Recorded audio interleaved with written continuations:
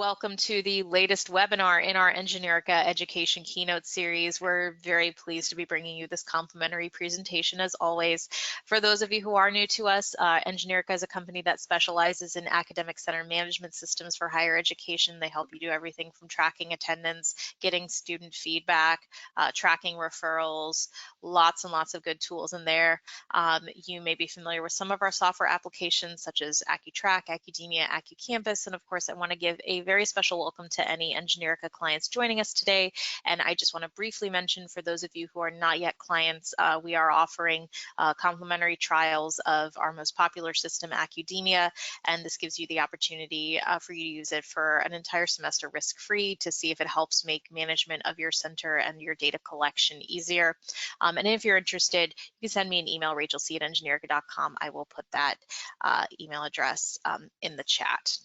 You can feel free to reach out to me. So, with regards to our Keynote series, we started this series for our clients and our contacts who want to learn more about best practices and trends in higher education. We started this during the pandemic and have just kept it going because it's been so popular and well received, and such fun for us to be bringing this to you. Each month we feature a distinguished speaker to talk about hot topics in the academic support field. We are still finalizing details for our November webinar. We're really excited. That's going to, I believe, be related to supporting student athletes. So keep an eye on your emails and our social media accounts for an announcement for when we open up registration for that. And a quick introduction to myself as your MC for today. I'm Rachel Cook. I'm a client success manager with Engineerica. I was previously a learning center manager for 6 years, so I'm very passionate about higher education and student success. I also have with me my colleague Garrett Effers, one of our technical support specialists. He is here as my backup and also to help with any technical issues that might come up on any party's ends. And it looks like one of my other colleagues, Justin Virasamy, is in here as well. So if you do have any technical questions, Garrett or Justin will probably be the ones to respond to that. So I am pleased to introduce you to this month's speakers. So a quick introduction to them. Dr. Claire Robinson serves as an Assistant Provost of Undergraduate Advisement and the Inaugural Director of the University Advising Center, or UAC, at the University of South Carolina. In her role, Dr. Robinson oversees campus-wide advising initiatives that serve 28,000 undergraduate students annually across 144 majors. Through strategic direction and assessment, the UAC specializes in 4-year academic advising, transfer advising, exploratory advising, undeclared advising, academic coaching, 4-year curriculum mapping, advising technology, advisor career ladders, and advisor training and certification. Several special initiatives fall within the purview of the UAC, including faculty/student mentorship, academic intervention, the Transfer Student Advisory Council, and a variety of academic recovery initiatives. Since the office's inception in 2015, the UAC has won 6 national awards from the National Academic Advising Association. Dr. Robinson has authored several publications evaluating academic advising and coaching, and co-authored a book on appreciative college instruction. She has trained and consulted at over 40 colleges and universities and has been an invited member to serve on multiple reaccreditation committees evaluating institutional compliance with academic and student service standards. Dr. Robinson has served as the lead SACS-COC Quality Enhancement Plan Evaluator for a variety of institutions seeking to enhance their advising practices, increase retention, and develop a student success enterprise.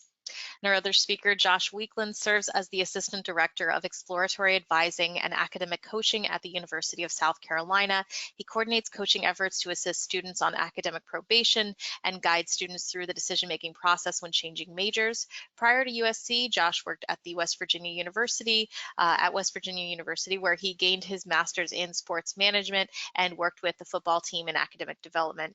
He completed a master's in public administration at USC and has worked as an academic coach and advisor for 5 years. Josh loves working with students and helping them navigate the college experience. So with that said, I am going to now hand over control to our esteemed guests for today. And thank you so much. And without further ado, the floor is yours. All right. Well, hello, everyone. I want to confirm that you can see our screen. Are you able to see our Yep, screen? Okay? I can see your presentation. Beautiful. Thank you so much. Well, welcome. And we are joining you from the University of South Carolina, as you just heard, and so excited to share with you this theory to practice approach called appreciative advising. We understand that there's lots of different folks on the call today that are coming from all kinds of offices, and that is great because appreciative advising is very versatile and can be used really in almost any student success initiative. So we hope that you find this theory to practice helpful. I'll just tell you that for me, the spooky, scary answer movie would also be Charlie and the Pumpkin Patch, because I have a 9-year-old and a 6-year-old, and that's about as spooky as we get in my household. So. And I don't love horror myself, but maybe Get Out would probably be the closest movie to that answer. So yeah. All right. Well, we do have, as you heard, a handout in the document section here, and you will see screenshots of that as we go through. So if you want to save that, that may be helpful. But we'll go ahead and dive in. So where we are, as you know, we start with our definition. What is appreciative advising? Well, here you have, it's the intentional, collaborative practice of asking positive, open-ended questions that help students optimize their educational experiences and achieve their dreams, goals, and potentials. I think one of the key words in this definition is optimize. Certainly, our students can come to college, go to class, go through the motions, graduate, and move on. But college is such an important time in our lives, in their lives, that we want to do everything we can to help them optimize the experiences that they have. And appreciative advising gives you a framework for how to do that. We have to start by giving credit where credit is due. Dr. Jenny Bloom is the founder of Appreciative Advising, co-founder with some of her colleagues from UNC Greensboro. She has a quote here that high impact advisors realize the positive outcomes of advising sessions are not just limited to students, but in fact, the real joy of advising occurs when advisors understand how fulfilling it is to really impact other people's lives and how much they can learn from their advisees.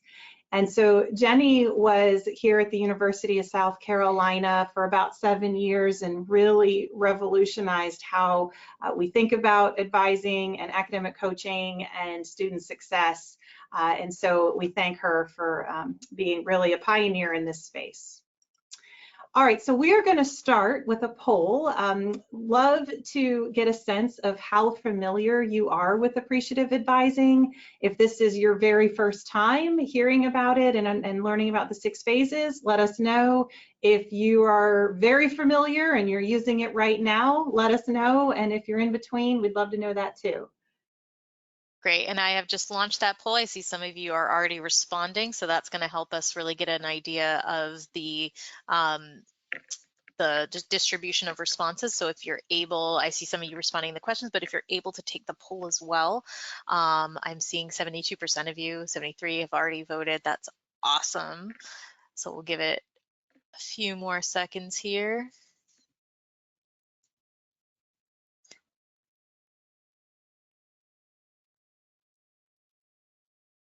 All right. Josh and Claire, are you good with giving it another 15 seconds? Yes, looks great. Okay. We're at 81%. All right. I think we will go ahead and, all right, we're going to go ahead and close in 3, 2, 1. All right. And let's go ahead and share those responses. Awesome. So we're seeing pretty interesting distribution. Most folks, 31% say little, seems to be the most distribution between the 1 and the 3. Yeah. Great. Well, this is helpful. There certainly are a number of opportunities to learn more about appreciative advising. They have an Appreciative Advising Institute, conferences, online classes. There's an appreciative education website, so you can learn a lot more if you want to do a deeper dive. But for those of you who are somewhat familiar, a little familiar, or not at all, we hope to give you kind of a crash course in these 6 phases. And those of you who are very familiar or you practice it now, certainly would love to hear your strategies if you have thoughts and can put those in the chat. So this is great. Thank you so much. All right, we're going to keep moving. So here are the 6 phases of appreciative advising. Disarm, discover, dream, design, deliver, and don't settle. So the 6 Ds. So we think about these quickly and then we'll go into more depth. But the first one, disarm. So this is recognizing the importance of first impressions. We know from the social science literature that when you meet somebody for the first time, you are making an assumption about whether they are happy or helpful within the first 30 seconds of meeting them. And some of the literature suggests it's within the first 3 seconds. So our students are doing this with us. The first time they meet us, the first time they come into our offices, the first time they sit with an advisor or an academic coach or anyone, you know, on campus, they are making a determination about us quickly. And so disarm is all about creating a safe and welcoming environment for students. Then you move into the discover phase, and discover is about asking those positive, open-ended questions that draw out stories and strengths. Discover is really about narrative inquiry, and narrative inquiry is just that. It's inquiring or asking a question that solicits a story or a narrative.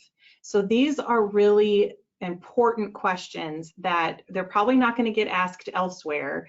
And so by getting training in appreciative advising and understanding the 6 phases, this is one of those hallmark stages where you can learn a lot about students and they can learn a lot about themselves. Then we move into dream. So this is where we help students formulate a vision of what they might become and then assist them in developing those goals, allowing students an opportunity to really think about their future and what their hopes and dreams are for the future. Then after they get their dreams, then we move into the design phase, where we develop those concrete, incremental, and achievable goals.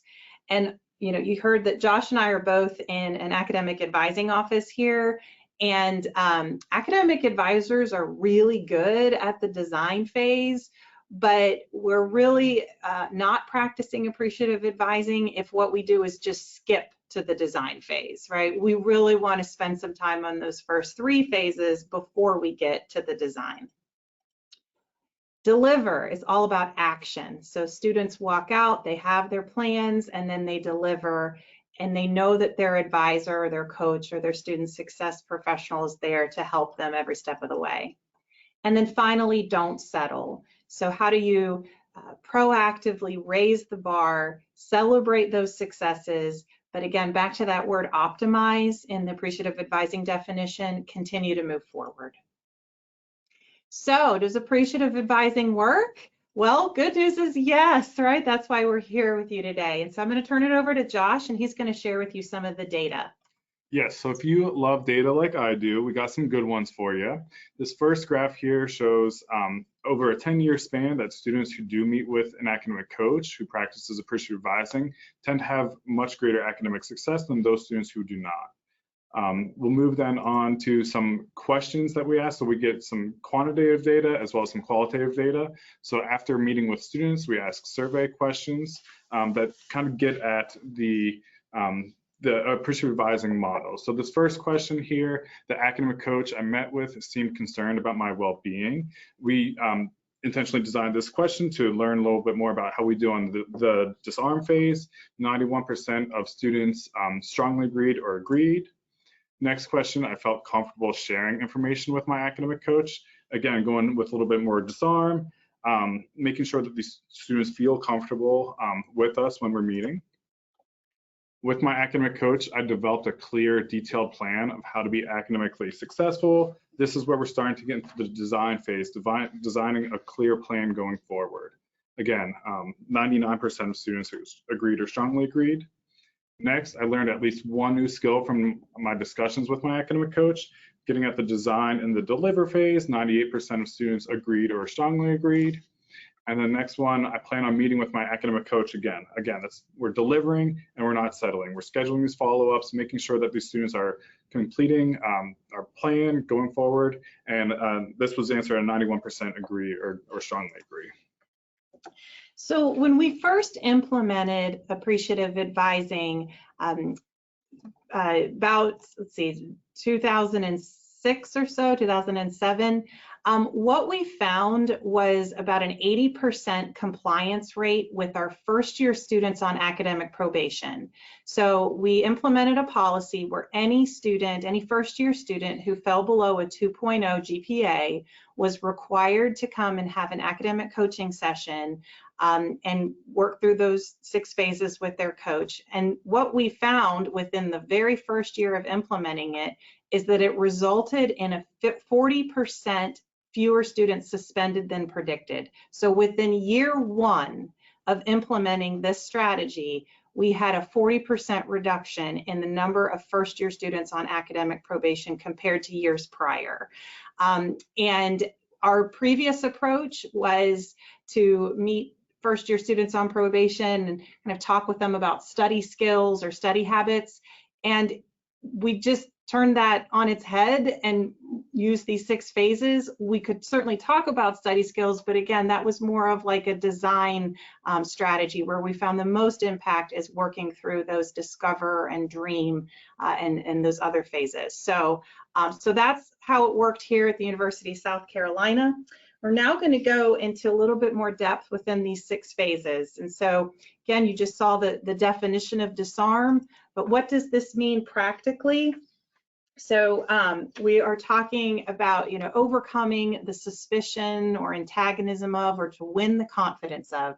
Again, our students are making assumptions about us very fast, and we want them to feel disarmed and in a safe space with their advisor.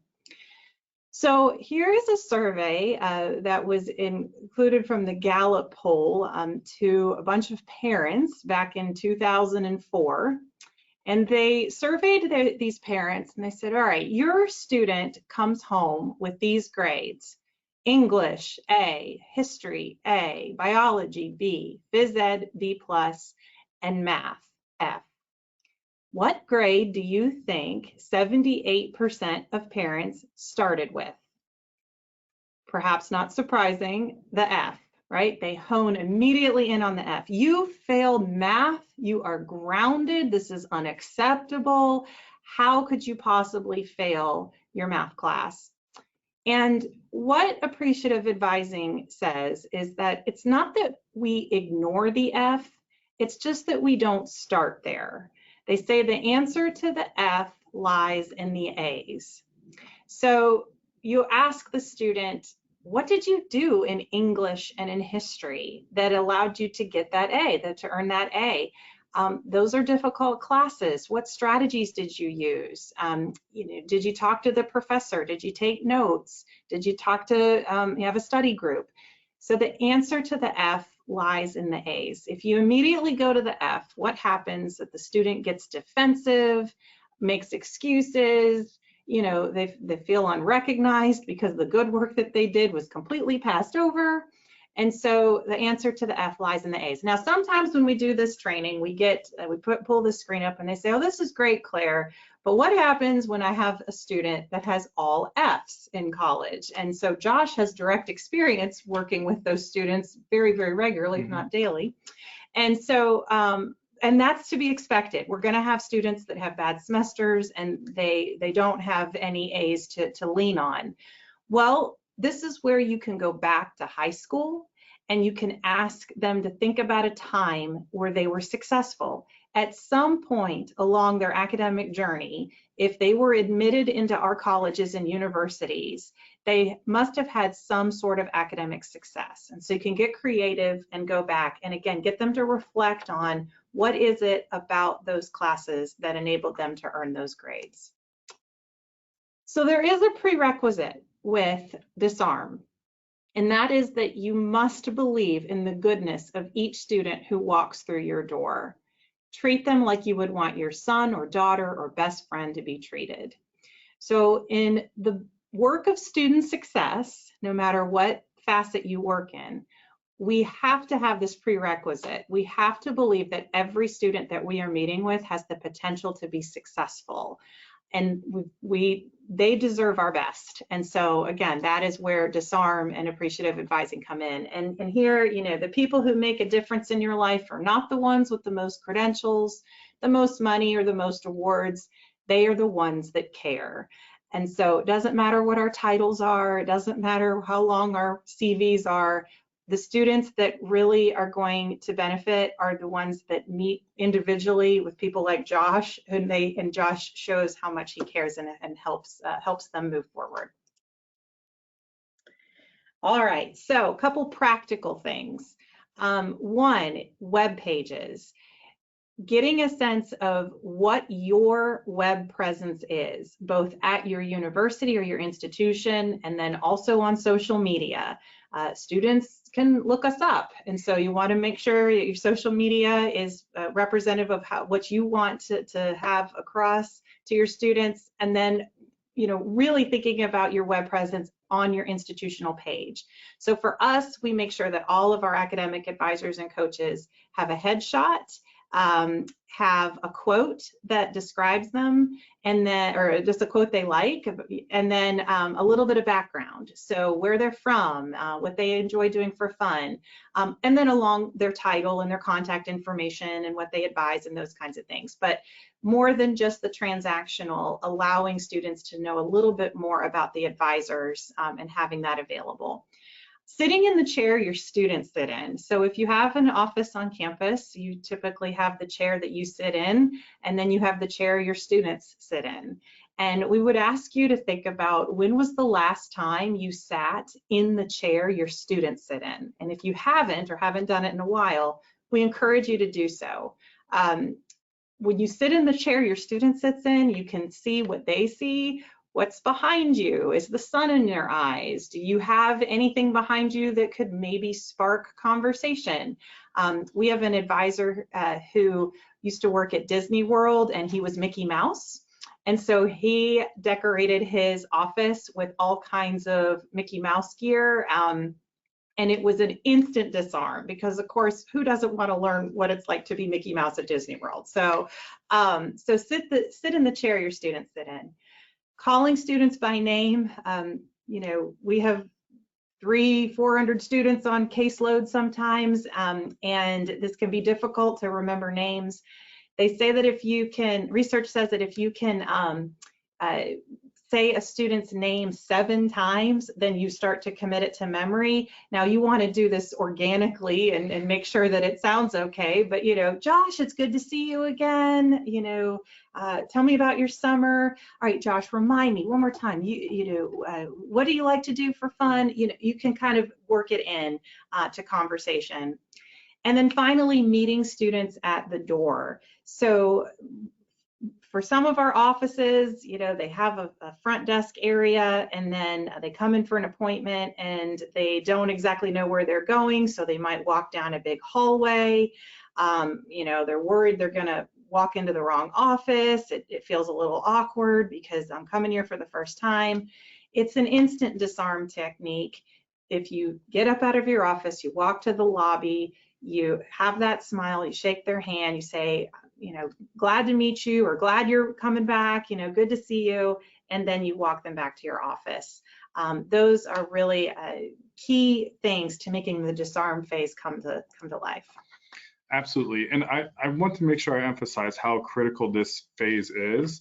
The best appointments that I have start with a great disarming conversation, talking with the students, spending some time on things that they're interested in, that they've done, students are not going to feel comfortable sharing and talking about the F if they don't feel comfortable sharing and talking about things that they actually enjoy. So this part is really critical to making sure that you have a successful appointment with students and making sure that they feel comfortable and welcomed. Disarming virtually. Obviously, there's a lot of virtual appointments these days. I really like to make sure that I'm not too formal in my communications with students. Communicating with students through emails, not often their preferred method of communication. They'd rather send a friend a Snapchat. So making sure we're not super formal in our emails, definitely keeping it professional, but using exclamation marks, being a little bit informal and inviting. Especially then moving on to the appointments that do happen over Zoom or we use Microsoft Teams. I think it's really important to making sure, starting off that appointment, making sure your camera's on so they can actually see you, smile, welcome them with a wave, making it feel a little bit more personal. I don't know about you, but when I meet with students over Teams, over Zoom, and their screen's black and they don't turn the camera on, it doesn't feel as comfortable and it doesn't feel as connected as it would an in-person appointment. So making sure that we are doing everything that we can to make sure that these students feel safe and comfortable and wanting to meet. So this is part of the plan that we shared in the handouts. We're going to go over this and how it's used during our academic coaching appointments. And I want to make sure that you understand it's very intentionally designed. Throughout this 6-page plan, we go over the different phases of appreciative advising. This is a page 1, a little bit more just kind of getting to know the student, and we're going to go into how this looks and what we use it for in the different phases of appreciative advising. So the first part, moving next to discover, utilizing positive, open-ended questions to draw out what the students enjoy doing. I mentioned that earlier. It's okay to get off topic when talking with students. If you pick up on something that a student's really passionate about, spend some time talking about that. Really dive deep into that. You'll learn so much about the student, what makes them tick, and what they enjoy doing. And spending that a little bit of extra time, we can make up that time later. We can schedule a follow-up appointment if we need to. But I really want to make sure that we're learning more about that passions. We can better understand what their career interests are, what they want to do, why are they here in college, if we can really better understand and draw out more information on the discover phase. So definition of discover: to see, get knowledge of, learn, find out, gain more insight and knowledge of something. But one that we use most here, to identify a person as a potentially prominent performer. Every student, going back to disarm, every student has great potential. They wouldn't be in college if they didn't have great potential. And everyone across the world has great potential to do amazing things. And sometimes they just need a little bit of a push. They need someone to believe in them. And that's what we're doing here.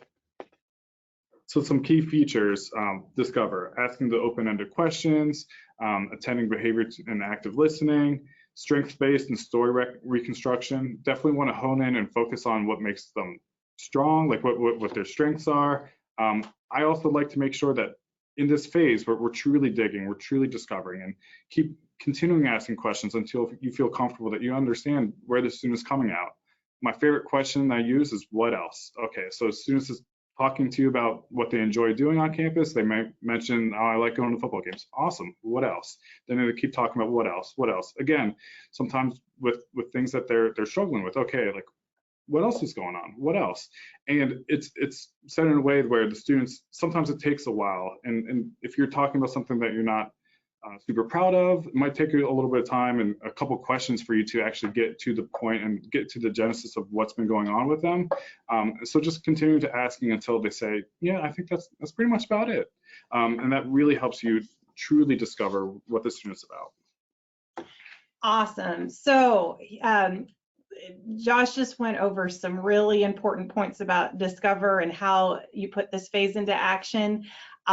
I would add on that if you are going to do it, you're going to ask these important questions.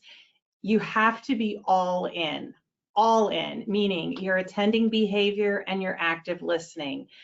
This is not something you're going to just do surface level. You're going to give them your undivided attention, and you're going to know that every question you're asking, you are really, really invested in their answer.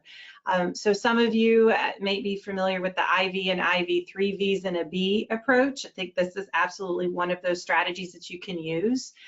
Making visual eye contact, looking at the student, not looking at your email or your phone or, being distracted, but really giving them your full attention. Those vocal qualities, so making sure that when you're talking with some enthusiasm and interest. You're not talking monotone and it's like, okay, yeah, but you're really, you're showing them that you're interested in their response. Verbal tracking, so this is where you're really sticking to the student's story and you're paying attention to those subtle cues. So maybe they're answering a question, but they kind of look away or they trail off. You can ask them to elaborate. Hey, I noticed you really paused there, or I noticed that that question was a little bit difficult. Would you mind telling me a little bit more, or the what else? Just sticking with the student's story and going down that story with them. And then body language. So best practice with this is you can sit behind a desk, and a lot of times that's what we do because that's our office. But if you have a student that you're working with, and maybe it's one of those probation students, and you're meeting with them 2 or 3 times in a semester, and if you have an opportunity to really face them squarely, lean forward, those encouraging gestures. I mean, these are counseling techniques that sometimes you need to pull out of the strategy bag when you have a student that really needs this. So being committed to the discover phase and tracking is really important. So I mentioned earlier this concept of narrative inquiry. So again, asking a question or inquiring that solicits a narrative or a story. So these are asking questions where you cannot answer them unless you tell a story. So here are 2 examples. Tell me about a time that you positively impacted somebody else's life. Or describe one of your most important accomplishments to date. So if we were together in person, I would pair you up and I would ask you to ask a partner one of these questions. And when you ask this question, or you're being asked to answer this question, you have to really stop and think and reflect and then formulate a story and offer some details and share something that was meaningful to you. These are not the surface level questions that often we ask students. These are going to be, a little bit deeper, and that's the whole point, is to, going back to optimize. We want to optimize our advising appointments. We want to make the most of our time with our students. And so those are 2 of the discover questions. There's lots more. Describe 3 life events that have made you into the person you are today. Since coming to this institution, what is something you've accomplished that you are proud of? Who are the most important role models in your life? Why, and what qualities in them do you hope to emulate? So we'll say again, in order to ask these kinds of questions, you're going to have to disarm them, right? You don't jump into these. You're going to have to gain their trust and have that attending behavior. But when you ask a question like this, you learn so much about the student, and more importantly, the student will learn a lot about themselves. When we do this exercise in a workshop, we typically give 2 minutes to ask the question and then have the person respond. And one of the things that we hear often is, well, this is all fine and good, but I don't have time to ask these kinds of questions. We've got a lot of content to get through. And what we'll say is, if you have 2 minutes, you can do this, because we've seen it done over and over again with literally thousands of advisors. So you can do it. Now find the kind of narrative inquiry question that you like. You won't like every one that's up here, but one of them will probably stick out more than another, and kind of keep that in your back pocket. So when you have those students and you're trying to draw out those stories, you have those go-to questions. And going back to the academic plan, this is something that on these pages we have students try to complete before they attend our appointment. So then we already have asked them some questions, but this is where we can dive a little bit deeper into things. All right, so question 3, things I find challenging in college include time management. Okay, well, what does that look like? How do you, when you struggle with time management, does that mean that you just forget about assignments? Does that mean we don't plan out enough time? So you can really discover and learn the things that make these students tick and get to the real heart of the problem. Next, some courses that I've done well in the past and enjoyed the most. Again, like Claire mentioned that earlier, sometimes you meet with a student who has all F's on their transcript. I don't have any strengths. I haven't done well in college. Well, you did a lot of things good to get here. What were those things? What did you enjoy? Courses in which you could have improved, using the improved word, not courses that I have struggled with, but I could have improved, having that positive question to learn a little bit more about those students. Then we go into some self-assessment tests. We have a number of self-assessment tests on our website that we can dive into a little bit more, learn more about them, and help them discover a little bit more about themselves as well. So to kind of wrap things up here, asking positive, open-ended questions, help learn the students' stories, focus on their strengths, their skills, their passions, and their accomplishments. Those are oftentimes the answers to the F are in the A for sure. All right, now we're moving on to the dream phase. So we've disarmed, we've discovered, and now we're moving into dream. So dream, helping students formulate a vision of what they might become, and then assist them in developing those goals. Certainly there's a lot of emphasis right now as higher ed relates to career readiness and workforce development. And so this is one of those ways to really make that a tangible, practical piece of your conversations. So what is a dream? It's an aspiration, it's a goal, it's an aim, it's a condition or achievement that is longed for, something that you really find yourself being passionate about. Not just, I want to graduate and make a lot of money. What is it about the money that you are longing for? You know, so again, getting beyond just the surface level answers. So again, back to these behaviors, this is where you're listening purposefully, you're making connections between what you heard in the discover phase and the dreams that they're sharing, and looking for congruency. You know, is what they enjoy doing, you know, they really enjoy math and problem solving, and they're in an engineering program, great, that's good congruency. What we find very often is that students go into a math or a business major or engineering or business major, and then they find out, oh, I don't like math. Well, that's going to be some incongruency. So we might need to revisit the discover phase and dream phase. And then just encouraging students to be open to different possibilities, and there's more than one right answer. So some questions. If salary, education, and time were irrelevant, what is your ideal job? When you were 8 years old, what did you say you wanted to be when you grow up? And what about now? And a magazine question. So 10 years from now, you're on the front cover of a magazine.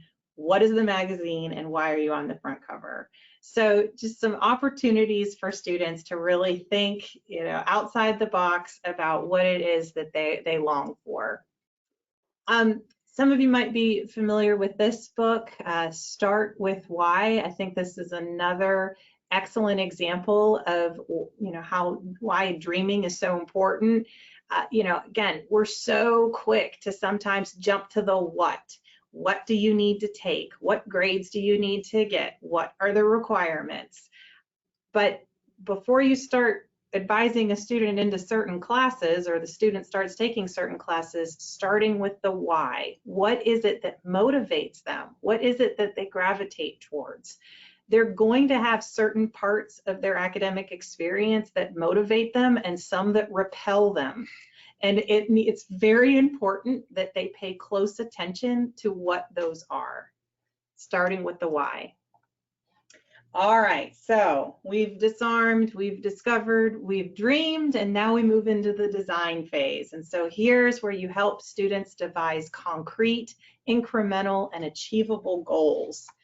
This is the to-do list. This is the action. This is what we're asking students to do. And so because we've got lots of folks on the call today, we would love to know if you can share with us your primary affiliation, your role, your office. Just give us a sense of which, what kind of offices are on the call today, and then we'll talk about the design phase. And while folks are taking that poll, I do want to point out, I've gotten a couple questions about the handout. That academic coaching plan is the document that is available in the handout section. If you are having trouble seeing that, it's a little difficult to troubleshoot from our end on that, but just know that we are going to be emailing it out with the recording. So if you aren't seeing that, no worries, you'll still get a copy in your email.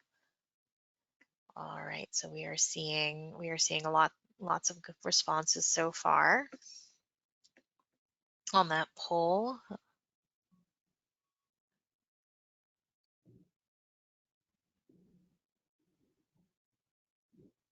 Okay, I think I'm gonna give it another 10 seconds. 5 seconds.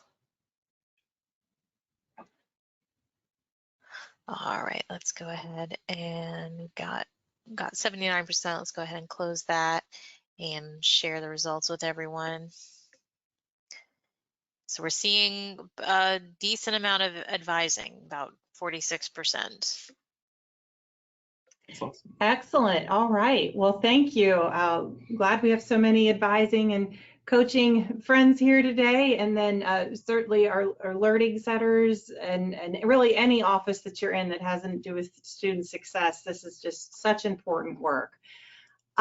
So no matter what your role is or your primary affiliation, if you're using the Appreciative Advising framework and you're going through these 6 phases, when you get to this planning phase, what is so critically important is that the student is helping to achieve or to write down their goals and feeling some ownership over what they're doing. So, here, Bandura, when people select their own goals, they are likely to have greater self-involvement in achieving them. If goals are prescribed by others, individuals do not necessarily accept them or feel obligated to meet them. So if they're coming in to any of our offices or meeting with any of us and we just tell them what to do, they will not feel that sense of ownership, that motivation, versus if they feel like this is connected to their goals and their aspirations, then they're going to have much greater self-involvement. I would also say this applies to parents. When parents are really telling students one thing or the other, they're not going to have that same level of self-involvement and ownership over their goals.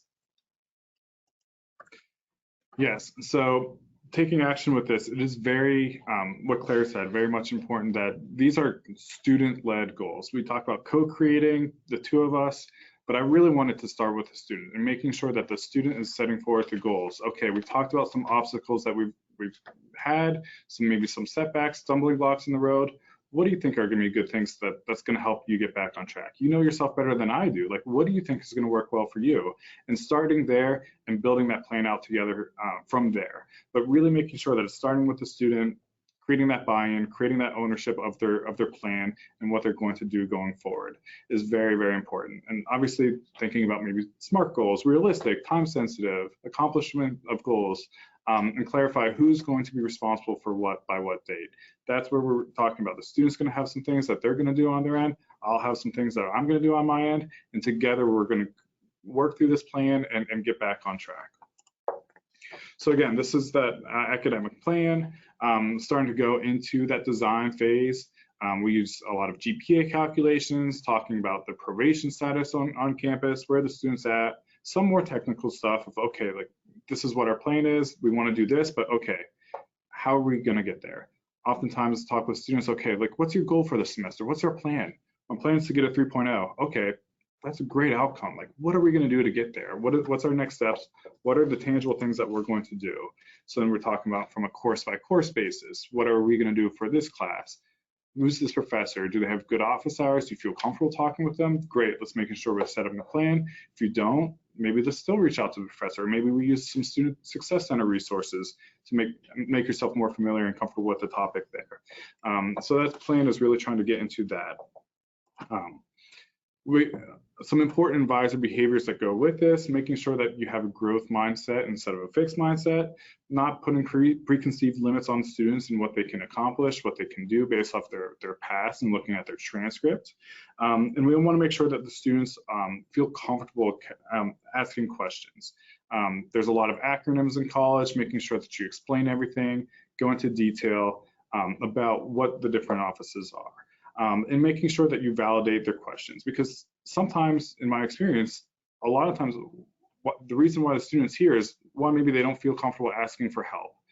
This is the first time they're struggling with academics. They don't feel comfortable asking for help. They also might not know what questions to ask and don't feel comfortable asking questions. And making sure that everything that they have, that's a great question. I'm really glad you asked that. That's a really common thing that I hear from students. Let's explore that a little bit more, and making sure they're validating them so they feel more comfortable as they go, asking for help, asking for questions. Next part is making effective referrals. This is both easy and hard at a great big institution like USC. We have a lot of offices that are designed specifically to help students. That's amazing, that's incredible. Sometimes it's hard for students to understand where to go and who to talk to, and a lot of times they don't know what is out there. So making sure that we're making effective referrals, knowing what places do these students really need to get to, what do they need to get in touch with, but not stopping at, hey, have you heard of the Student Success Center? Hey, have you heard of this office? And students, well, yeah, I heard it once, maybe in my freshman seminar class. Well, that's great. Let's take a look at it. Let's pull up the website. Make sure that you feel comfortable knowing what it is, knowing how to schedule appointments, and really making sure that they feel comfortable with that office. It really goes a long way. One quick little story that I'll share is I'm currently working with a student who struggles with substances, and we have an office on campus that's really great to help students in that situation. I said, hey, have you heard of this office? He's like, oh yeah, I heard about that, but he was very skeptical about the office, wasn't sure about it. So it's like, okay, let's pull up the website. Yeah, look at all these things that you can work with them. They're really great. I actually am working with another student who has gone to that office and they really enjoyed it. And just making that connection and sharing, hey, I have another student who's used that office before and it's worked really well for them. That made him break down those walls a little bit, break down those barriers, demystify the office, and felt more comfortable scheduling an appointment and going and working with them. So making sure that we're taking the extra time not to just introduce the office and introduce the referral, but explaining more about it, making sure they feel comfortable actually utilizing that resource. Yes, and I just want to underscore, a lot of our institutions have a lot of different offices. So, you think about that curse of knowledge, and you think about a first gen student, and you throw a word like registrar or bursar or provost. I mean, we have our own language, and so being careful in how you're describing and how you're explaining to students the different offices. And so because we have a lot of offices, which is a good thing, very often, there'll be a counseling center or student success center or, financial literacy, all of these different offices. You as advisors and coaches and student success coordinators, you'll know those offices. And it's really important that you make those effective referrals so that they get into the space that they want to get to. And we think about the presidential cabinet, right? So here, you think of the President of the United States, he has a presidential cabinet of, the Treasury, the Department of Education, Defense, all these people who advise him on certain areas of specialty. And so our students are going to have that too on our campus. They're going to have different people in their lives and different offices that they go to for different things. But the bottom line is that the buck stops with the student, that the student is going to need to know and make the decisions on when they go to these offices. And so again, it's our job to educate them and make sure they use their resources, but they also need to know that, you know, ultimately they can look at who's on their personal presidential cabinet and who they go to for what, but we want to make sure that they've reflected on those different offices and those different people in their lives to help them get through that, go through that. So when we think about questions, so here are some design questions. What can you do in the next week to move one step closer to at least one of your goals? Let's brainstorm on the resources you will need to accomplish these goals and objectives. And how will you celebrate the accomplishments of these goals? So sometimes our dreams can seem almost overwhelming or too lofty, or, you know, gosh, if I want to go to medical school, that just seems like, you know, so far away and there's so much I have to do.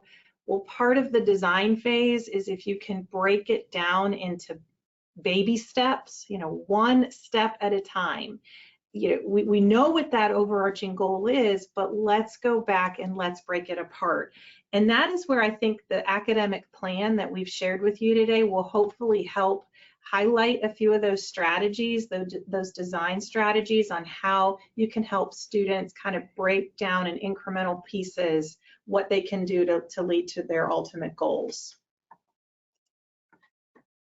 All right, now we're into deliver. So we've got this great academic plan, we've done some discovery, we feel good about the resources and gone through all the things they have available to them on their personal presidential cabinet, and now it's about action. So this is where students follow through on those plans and they know that their advisor is there for them when they stumble, believing in them every step of the way and helping them to continue and refine their dreams as they go. Because we know one of the things that happens in college is that your dreams and aspirations can change.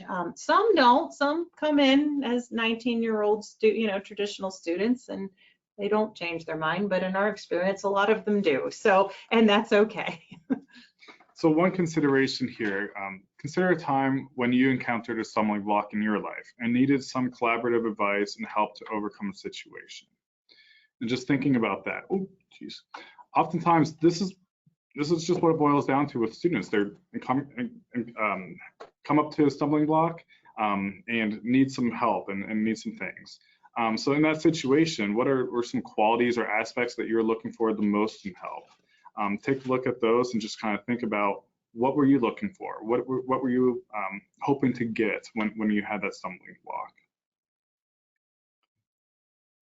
And oftentimes this is our appreciative advising and what it comes through, and these are the things that we hope to be for these students when they come to that point. Going. Yeah, so again, we're asking you to consider a time when you encountered a stumbling block or a challenge and you needed some collaborative advice or help. What is it that you found to be the most helpful in that situation? What were you looking for? All right, I'm seeing some responses coming in. We'll give it a little while longer. I'm sorry for those of you who are not able to see the handouts. We are going to be providing them later. Please don't worry about that. They'll be emailed out with the recording.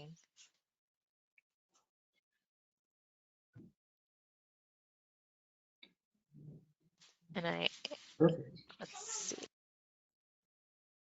Yeah, and all these aspects are things that we hope strive to be for students, and using these aspects in appreciative advising. So I know earlier when we asked how familiar you are with appreciative advising, we had a lot that had little to no experience with appreciative advising, but I really feel like you probably have. You probably have had a lot of experience with appreciative advising, you just didn't quite have the definition or the name for what it is.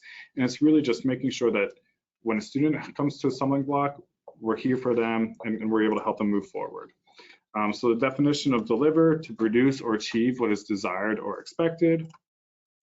And some key phases to the delivery phase is making sure that end the conversation well, keep them motivated and energized to do their best, instill confidence with the student, follow up, talk to them, hey, this is our plan. I feel really great about this plan. I don't know about you, but I'm really excited to see what's going to come for you in the next couple of weeks before we meet up. Like, this is really exciting. I'm really excited to see what you do and how much you improve and succeed going forward. So some important advising behavior, review what was accomplished in the session, review the students' responsibilities. Hey, this is our plan. This is what you think that's gonna be really great to help you. Here's what I'm gonna do on my end. Then we're going to meet again. Feel free to contact me with anything that comes up. And I'm really excited. I'm really happy for you. This seems like a really great plan going forward. Super excited to see what we have going forward and what we do. So I know we're right at the top of the hour, but we did get started a little after 1 o'clock. So we're going to take the liberty to go a little bit past 2 o'clock. And we do just have that one more phase, and then happy to answer any questions. So, with the deliver phase, this is really about energizing students to be their best. So I love this quote.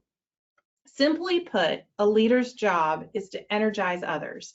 Notice that I don't say it's part of their job. It is their job.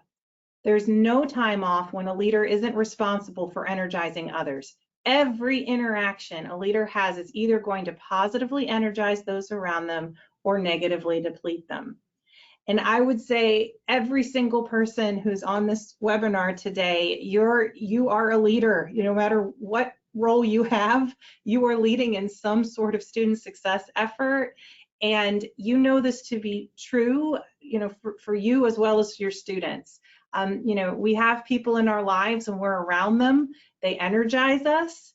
And then we have people around them who are kind of the opposite, who are going to bring us down.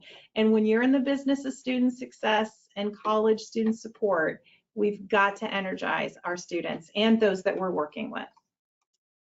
So some questions, deliver questions. How and when will you keep me updated on your progress?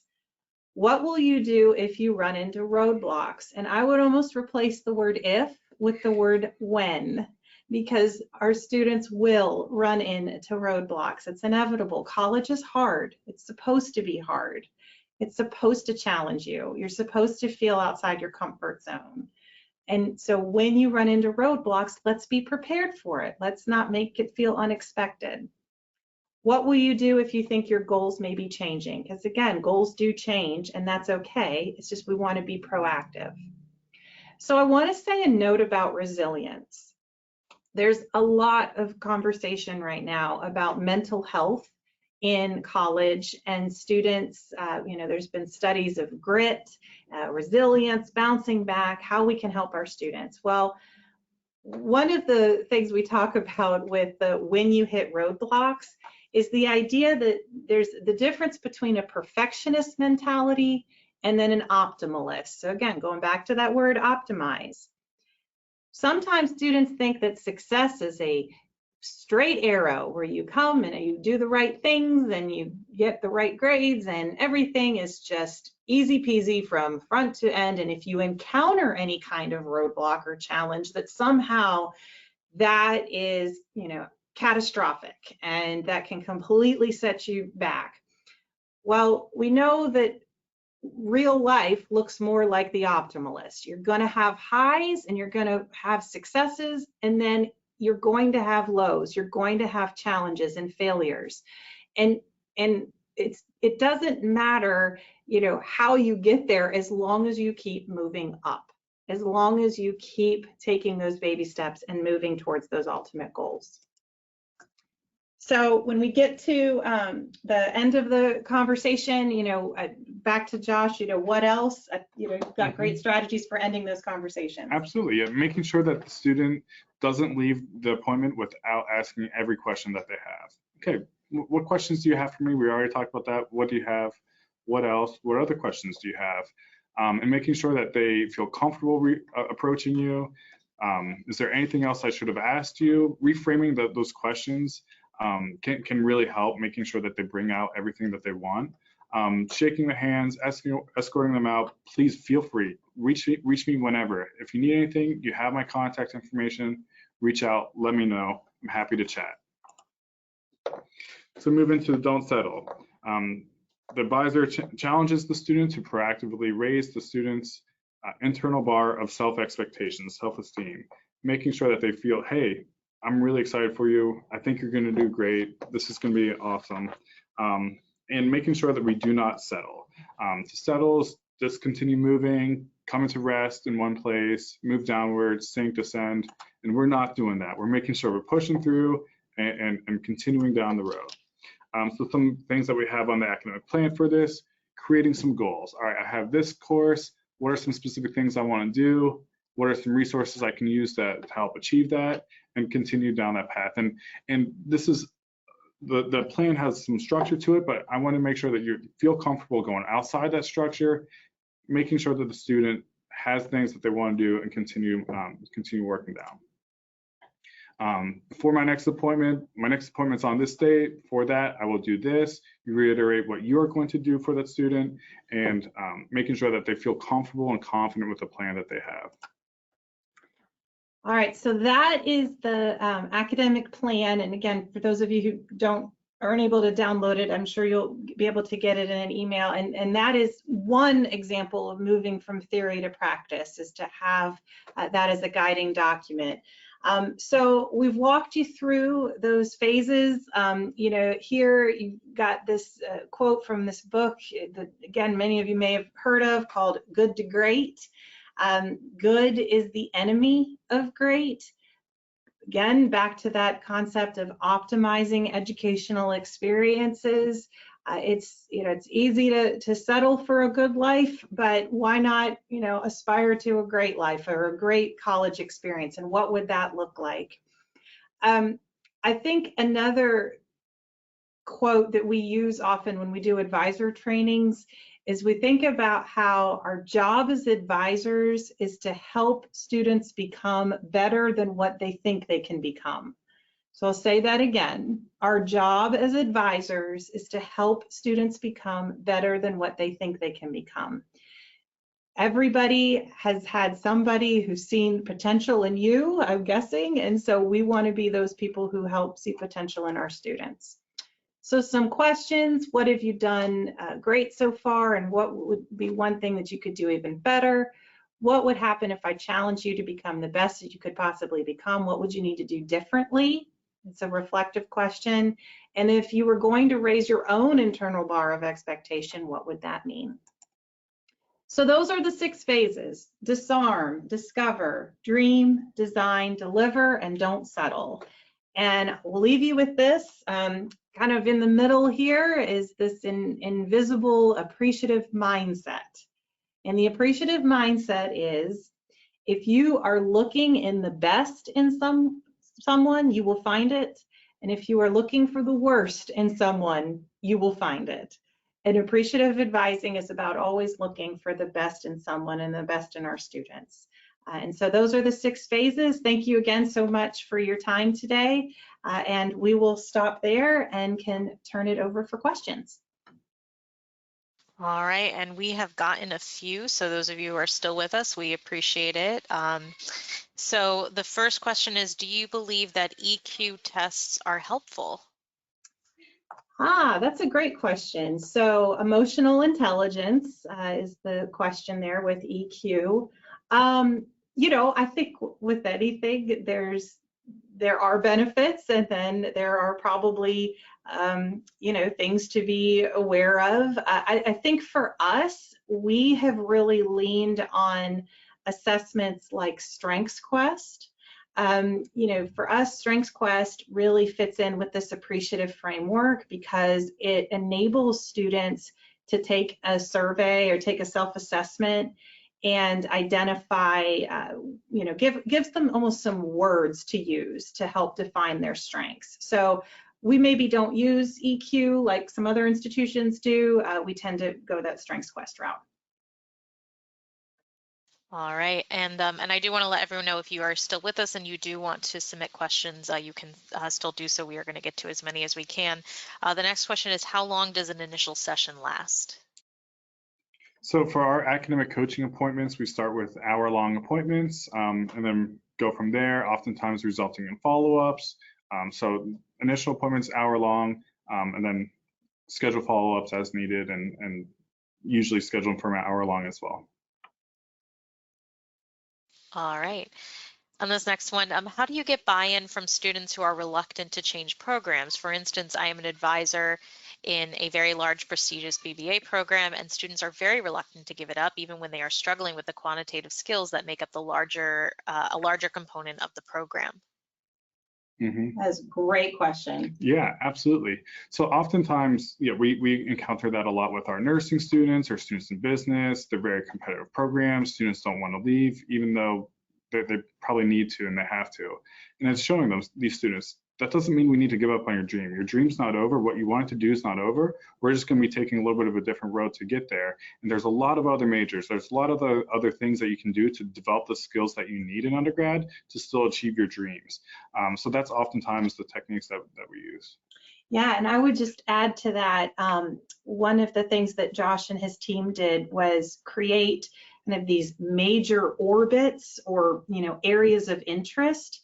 So really we have about 160 curricula, and then, if you think about our majors and concentrations, and so we look at all of the majors that are affiliated with business, and kind of explain what those are, because we find sometimes students just get hung up on a name, like, oh, I want to be a business major, but they don't even really know what that entails, accounting, or diving deeper into what the different majors are. So I think one of the strategies is, if you could find those areas of interest and kind of cluster those majors together with business or the health sciences or communication, it enables a conversation that kind of moves beyond these terms that can sometimes pigeonhole students into having tunnel vision on one particular major. All right, great answer. And let's see, lost where my place here. Okay, how many sessions on average does this take? Yeah, it's very different across the board for all students. I have one student that for the past 10 months I met with once a week. So I meet with her Friday mornings and we plan out her week, and we really take the time. So for her, it's a lot of appointments. Another student meet with once a month. There are some students who they need a little bit of a wake-up call. They need a little bit of time to just reflect on the semester and plan out their next. So it takes 1 to 2 appointments. So it is really by student and very student driven. I want to make sure that I want to spend the time that they need, and whether that's 10 appointments, 2 appointments, whatever they need, that's what I want to do. So it's really student driven. And I would say that Josh's answer just now is 100% describes our academic coaching program, where we have that luxury of having built-in hour-long appointments, multiple appointments, and those positions are really geared towards those students that are at risk for leaving us because of probation. I'll say for those that are in academic advising who maybe have a caseload of several hundred students, this absolutely can still be applied even if you have one 30-minute appointment.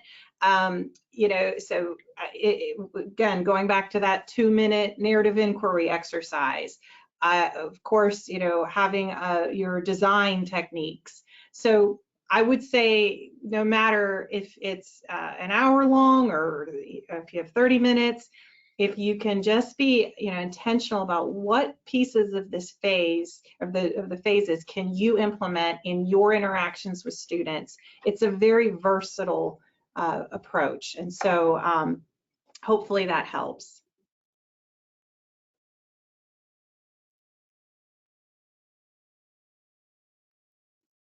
Awesome. Okay, so let's see, how many sessions on average? How do you enforce the meetings with students who have low GPAs? Yeah. Go ahead. So yeah, we have mandated requirements that students are required to meet with us who fit certain criteria. So oftentimes students, first semester students who finish with below 2.0 GPA are required to meet with us. And if they don't, they get an academic hold on their account that prevents them from registering for classes. So that's oftentimes what we do there. We also have some partnerships with certain majors where we won't place a hold on their account, but maybe the major will not advise the student until they met with an academic coach. So there are a couple different techniques, and then those are a couple that we use that come to mind. And with that hold, it's really concentrated that they have these coaching sessions within the first 6 weeks of the subsequent semester of being put on probation, because oftentimes they'll need to change their major, or if they need to go through these reflective strategies as early as possible. Coaching them in the latter half of the semester is going to be harder for the student to catch up. So if you do enact any sort of policy to require students, we encourage you to front load it. Absolutely. And then this one, what is the ratio of advisors to students at your college? Oh, we've been working on that for 8 years. So happy to talk more about that journey. We are very excited to say that heading into the next 2 years, we will implement a 4-year advising model with professional advisors, and hopefully, fingers crossed, achieve a 300-to-1. Now, I will say that I know that sounds like a luxury to a lot of institutions, and it is, and we don't take that for granted, but it took 8 years to get to this place. We, 8 years ago, had one advisor with 900 students assigned to her in poli-sci. Wow.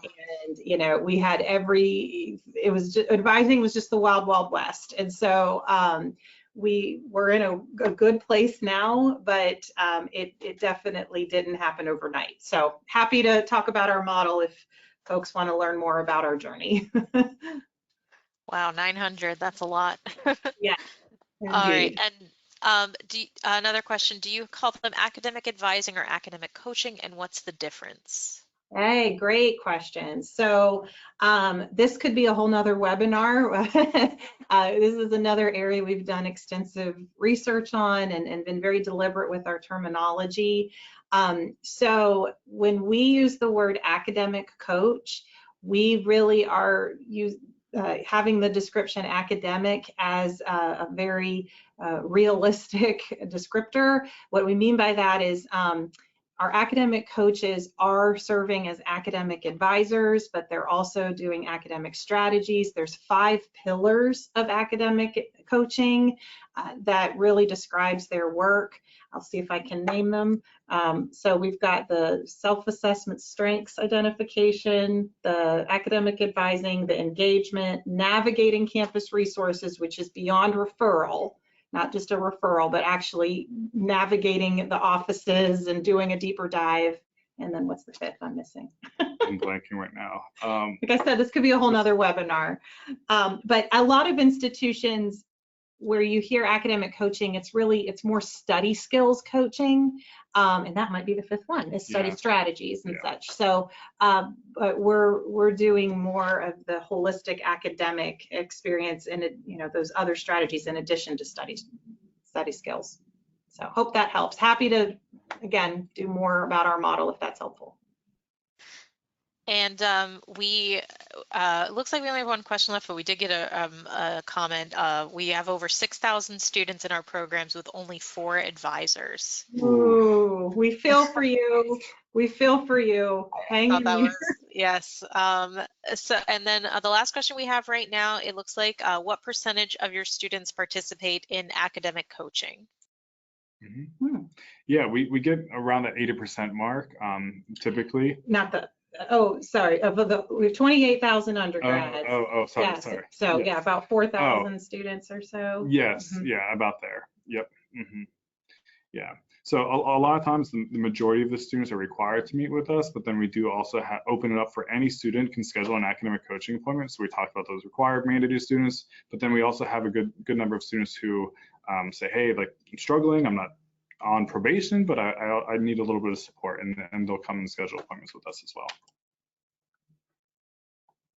Awesome. Well, it looks like those are the last questions we have, and I know we are a little over the hour, so I think we are good to close out for the afternoon. Again, if anybody is interested in a free semester trial of Accudemia, please get in touch with me via email. I'm happy to help you out with that process and getting you in touch with getting you set up with the demo. And I want to thank Claire and Josh for joining us today. This was great. We are seeing some really great compliments in the questions box, so we really appreciate your time today. And of course, everybody who attended today, thank you. And we hope to see you at the next Keynote webinar, and we hope you have a great rest of your week. Thank you for having us. Thank you. Bye, everyone.